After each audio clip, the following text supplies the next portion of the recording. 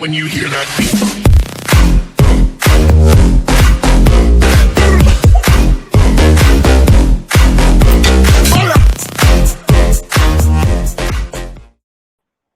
Hello, good afternoon. Today we're here with one of the biggest names on the industry of twirling. She is 4 times world champion and European. Her name is Veronika. She's with us today. Please give her a full warm welcome. Hi everyone. Hi, Veronika. How are you? I'm fine. I'm just right now on vacation in Croatia, so I am enjoying the sun and relaxing a bit. Oh, so we're so lucky to have you here today, then, because you're on vacations.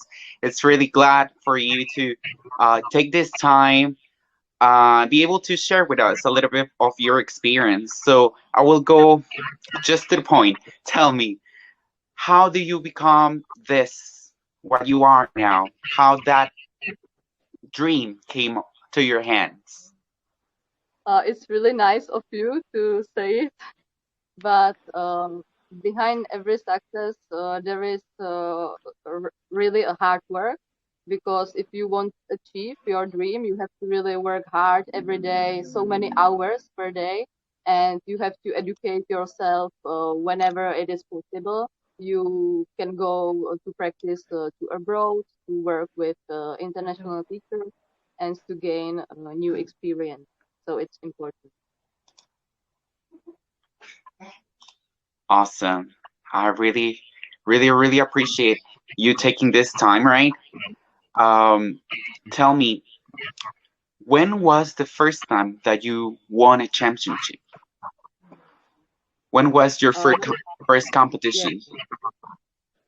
My first national champion title was in the year 2008.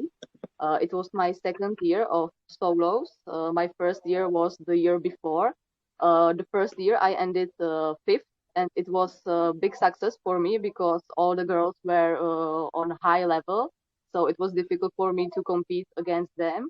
But the next year, in 2008, I won my first national champion title in all my disciplines. So it was great year for me. I see. So it's been quite a hassle from that moment on, right? And I understand that now, um, you're teaching now, right? You're kind of a trainer as well. How does that happen? How do you become a trainer after being like a former competitor? hmm because my mom also is head of our club, so I help her and I am a coach for twirling, and we take new girls and we welcome them in our club, and I try to move them to another level so they can experience the same path, the same journey as me. So it's great for me too. That's great. So, does your mom also do gymnastic things, twirling? Is she part of the movement? My mom competed in rock and roll, so she has close to the sport and to the dance, but she never did button twirling or measure it. So this is new for her, but she danced in the past. She loves dancing, so it's something similar, but not the same. It's in the blood, you say. And, It's within your but she blood. That's good. competes too. I see. Well, Veronica, I know for a fact, based on some videos that we have seen over the internet, some information that we have like get there. to get you know better. But I guess all the information comes across a little bit better when it comes out from the source, and you're that source. Being part of a competition, being part of this type of championships, how do Mhm. you handle the pressure? Well, I have to say that sometimes it's difficult, especially at World or European Championship, when you know that the pressure is too high and people usually expect something from you. For example, if you are a European champion, the next year everybody expects the same title, the same result, and it's a huge pressure for you to defend the title. So every year it's quite stressful, but if you love it, you can handle it. Perfect. That's great. Here in Guatemala, we are on a different format. I will say we're part of the this beginning of what drilling is. So we're still not a sport, or we're still not like confirmed to be like under a federation or something more to the nationwide process. Do you believe that that is something that can be done in each country like us, that we are just starting, that every country could have like their own federation for drilling and for the competitions? I think everyone has a different journey, but if you really want it, you can achieve it. Sometimes it's difficult with federations. For example, in the Czech Republic, there are too many federations, for example, for measurement. And of course, it's good to have a federation, but not that many. So if you have, for example, too many federations, it's also a problem. But I think that being under the right federation is good, and it can move you forward. So it's good to be part of some family. Perfect. Yeah, family. I guess that's the best word to describe what we are as a group, right? Because the first part of joining this whole process, I guess, is meeting your co-team members, your instructor, and along the way you get to know a lot of people that you get to compete against. Have you Mhm. had that friendship with competitors after a championship? Yeah, I always try to be friends with my also rivals because it's good for you even mentally. Because when you go to competition, you know that you are friends with them, and it makes you stronger. And it's always nice for me to have friends from different countries. Sometimes it's more than medals and trophies because the friendships are for the lifetime. Yeah, that those words are, I guess, are the best that I've heard during this whole process. You mentioned something. You're from Czech Republic, right? Yes. Um, how long it's been since you won a competition there back at your home? You mean the first or? Um, the last one. What was the last competition that you had in Czech Republic?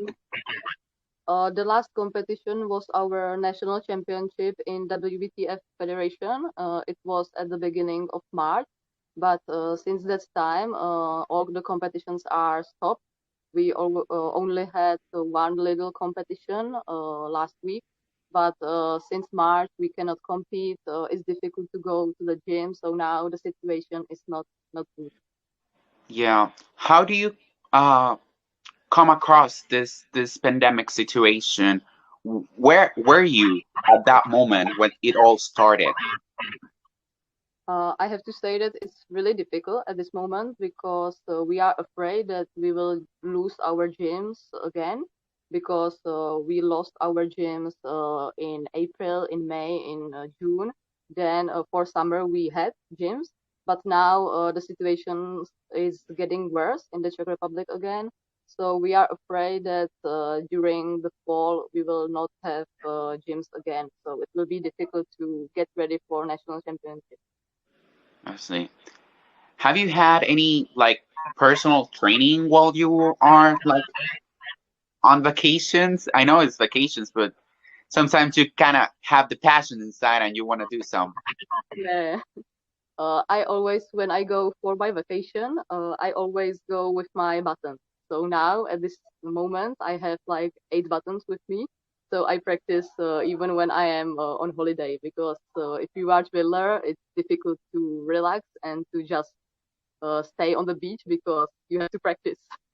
Yeah, it's like something on your head, right? You will always Yeah. say, okay, I could do this right now, or this is a good time, or today's Sometimes not it's raining, difficult let's to go ahead think. and do that. I know. It's very interesting, you know, because even though we are very distant and not even on the same continent, we do share a lot of passion. We do share a lot of thoughts, and we do share this uh, what we call soul for this twirling for the baton, right? Um, what happened when you are on a competition and you kind of drop the bottom? Yeah, it's What's a the big feeling? pressure. If you have to make your routine without drop or without any mistake, it's a big pressure for you. Especially as I mentioned before, when you are at Worlds or Europens and you know that there is something going on and you want to achieve some good result. It's a big pressure, but the most difficult is to be ready for the competition. So the practice before the competition is really important, and you must be prepared not only physically but also mentally. It's also important to be ready on by this side. Yeah, like mentally, right? You need to be prepared as well. Yeah. Do you have any like a specific thing that you do before a competition, like a lucky charm or some? Yeah, when I am on the start before going on the floor, I have to be focused. Sometimes people think that I'm stressed and they talk to me like, Veronika, don't be stressed, it will be okay. But I always answer them that I'm not stressed, but I need to focus on the routine, to think about every part and to be calm. So this is my routine before going on the floor. I see. So even though people might think that you're nervous, like that's your relaxed I'm time, not thinking about the routine and going over again, right? um, yeah, and also it's difficult to move before going on the floor because if you, for example, sit, your muscles are not warm enough and it's not good before the competition. So you have to practice till the last moment. Yeah. I do know that difference because when we watch competition through TV or through the internet, we are able to see like everything is inside of a gym, right? Uh, Hmm. have you done things like maybe for just a presentation or just as a one time on regular floor? Usually before the competition starts, you have floor to try your routine, and it's called like warm up. You can try the routine without judges, and you practice. It's your last practice before going on the floor. So it's also important to use this time and to practice for the last time before the competition starts. Before the competition starts, right? Um, that's part of the competition. Have this affected your personal life, or is this like coming along with your life? It's just like something that will complement always your life. I have to say it's important to go on the floor before going to compete before, because if you don't try something difficult, some difficult trick, you know that you will drop it. So it's important to be ready before going on the floor. And I don't know what to say more. Yeah, that's just part of it, you know. Yeah, and Mm. it's very good. We do understand that here in Guatemala, you know, we just do everything like on the streets. We don't have a gym. We do everything on the street, so it's Yeah, for hardcore. example, For example, in the Czech Republic, we don't compete only in the gyms. In twirling, it's different because you need high gyms. But for example, in measurements, we also compete outside. We have like a parade. It's one part of the of judging the system, and competition? then we have like podium, and you perform, and it's usually outside. So measurements are more outside, and twirling inside. Yeah, that's the point that I wanted to get, right? So there is a difference between where you can present as a majorette and where you can Mhm, present as a twirling competitor. exactly. Mm. What is the thing that you love the most for both? When I today I'm doing only button twirling, so I compete only in the gyms. But in the past, I did also measure it, and I liked when the weather was great, and we went through the alley of trees. It was nice to march under the trees in the street, and it was really nice feeling. But of course, when the weather is not good, it's not that enjoyable than when the sun is shining. So there is also the importance of weather when you compete outside. But today I compete only in the gyms, and again, it's difficult to find like the high gym for button twirling competitions in the Czech Republic. I see. That's Yeah, another that's factor. it. I do appreciate all the information that you have shared with us today. I know that in this hard time it's complicated to go out somewhere. Also, like now you're on vacations.